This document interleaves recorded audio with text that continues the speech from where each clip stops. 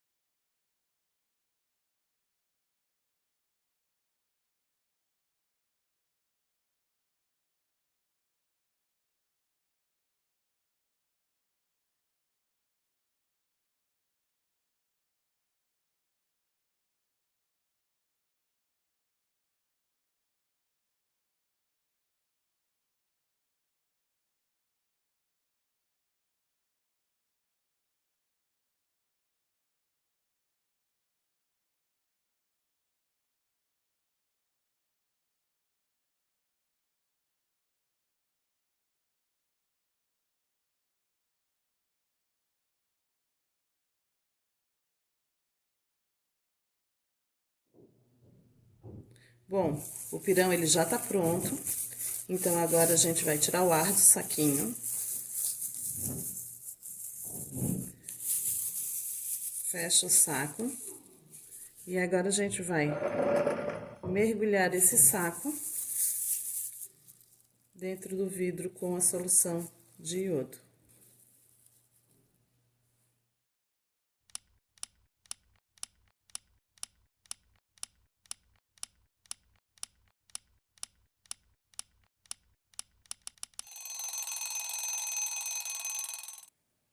Então, meia hora depois, vamos ver o que aconteceu com a farinha de milho que estava dentro do saco plástico.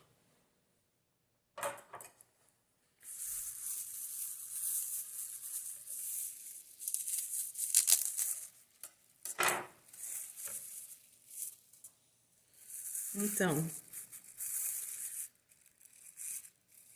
olha a coloração escura na parte interna do saco plástico, não na parte de fora.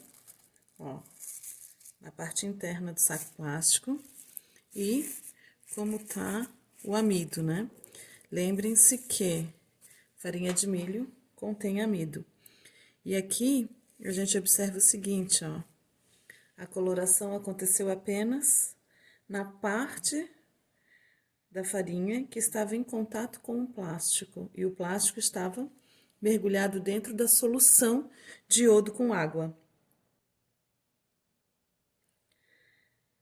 Na última aula de laboratório, a gente identificou a presença de amido nos alimentos com o teste do iodo. E aqui, novamente, ó, a gente sabe, então, que a farinha tem amido e aonde ela encostou no iodo, ela escureceu. Percebam que a farinha, que o pirão tá do mesmo modo que eu botei dentro do pacote, não tá mais mole, então não perdeu água. Quem foi que atravessou o pacote, então? Quem foi que atravessou o plástico, então? Para colorir o amido.